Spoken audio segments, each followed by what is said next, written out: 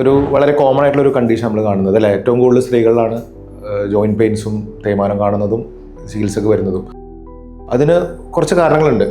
ഏറ്റവും പ്രധാനപ്പെട്ട ഒരു കാരണം സ്വതവേ അവരുടെ നെഗ്ലക്റ്റ് ആണ്. നമുക്ക് മോഡിഫൈബിൾ ആയിട്ടുള്ള കുറേ ഫാക്ടേഴ്സ് ഉണ്ട്. അതായത് സ്ത്രീകൾ പ്രസവാനന്തരവും അല്ലെങ്കിൽ അവരുടെ ഒരു ജീവിത സാഹചര്യവും കാരണങ്ങൾ കൊണ്ടിട്ട് അവർ സ്വയം ശ്രദ്ധ കുറവാണ്. ആക്ടിവിറ്റീസിൻ്റെ കുറവും എക്സസൈസസിൻ്റെ കുറവാണ് one of the major reason.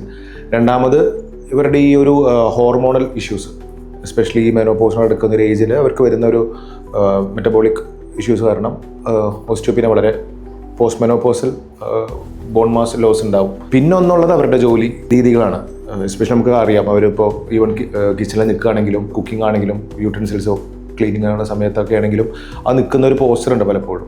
അത് അവർ വിചാരിക്കുന്നുണ്ടാവും അവർ നിന്ന് ചെയ്യുന്നത് ഒരു എക്സസൈസ് ആണെന്ന്, പക്ഷേ ബോഡീനെ ഒരുപാട് സ്ട്രെയിൻ ചെയ്യുന്നൊരു കണ്ടീഷനാണ് പലപ്പോഴും ഉണ്ടാവുക. അപ്പോൾ ഇങ്ങനെ പല കാരണങ്ങളുണ്ട്. പിന്നെ ഇതിൻ്റെയൊക്കെ ഓരോ ഏറ്റവും വലിയൊരു റീസൺ എന്ന് പറഞ്ഞാൽ ഇവരൊക്കെ ബോഡി വെയിറ്റ്, ഒരിക്കലും പലപ്പോഴും ബോഡി വെയിറ്റ് ബാലൻസ് ചെയ്യുന്ന ഒരു ശ്രദ്ധ കുറവാണ്.